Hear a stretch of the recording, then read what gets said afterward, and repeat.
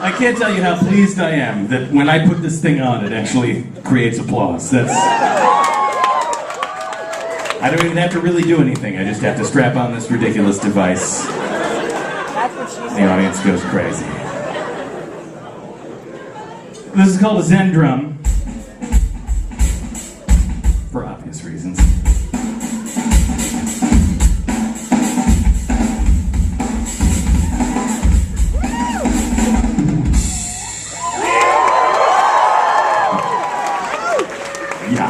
That's what I said. Some fantastic videos of people playing this thing on the YouTubes, and I'm just sort of a dilettante. I barely know what I'm doing with this thing. It's kind of, if you just sort of mash the keys in a rhythmic way, stuff happens, you know. But there are people who are actual drummers and, you know, really talented with this thing.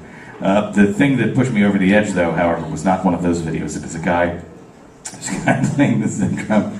It was pretty good, but the thing that got me about him was he had a mustache and a beret, and he had done it in front of a green screen so that he could drop in a snowy background. And it was just him playing his Zen drum in his beret and his mustache in front of the snow, falling down behind him. I don't know what possessed him to do it, but that's what sold me. I had to have one. Of course. Mostly I needed to buy it for work reasons. I mean, from a tax perspective, that's how I would describe what happened. If anybody wanted to know, it was connected with the federal government. Because the song that I use this to play is kind of a confusing song for audiences. It's called Mister Fancypants. I'm a fan of this song. I like it very much now, but at the time that I was writing it, it seemed like a horrible mistake. But I was doing this thing called Thing a Week where I didn't really have any choice. I was writing a song every week, and I sort of had to go with whatever struck me, you know, because I didn't have the luxury of choosing between more than one idea.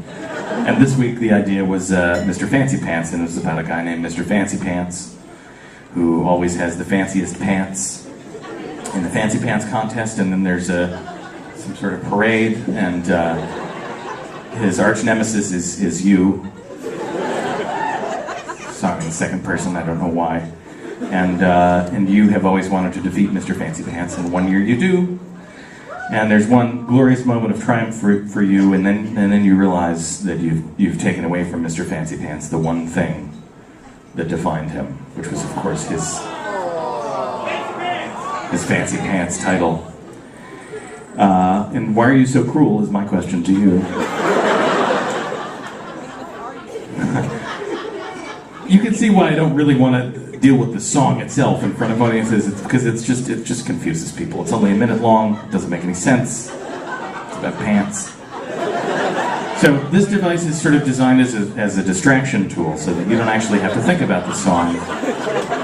In fact, I'd prefer it if you didn't. Really, just focus on what's happening here, and I think. Okay, here we go.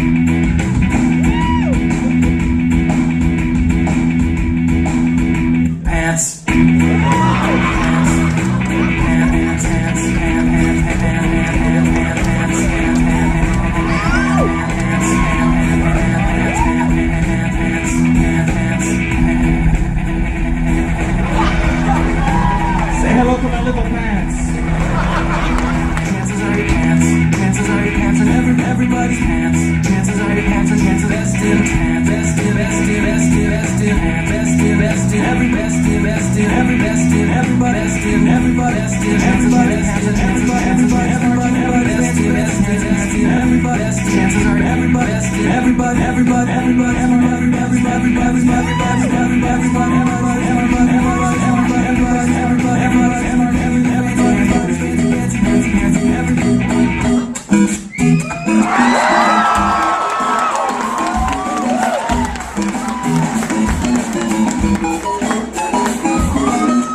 Coulton, let me get up and come.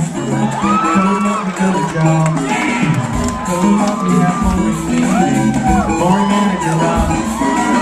I say, Coulton, let me be very diligent. Listen out, listening. Pants.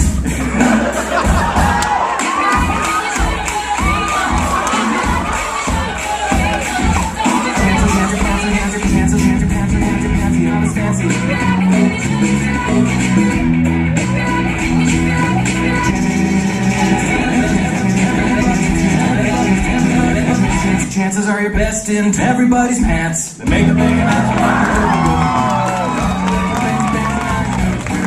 Look at Mr. Fancypants and hold it to behind. Everybody cheers while he's looking back.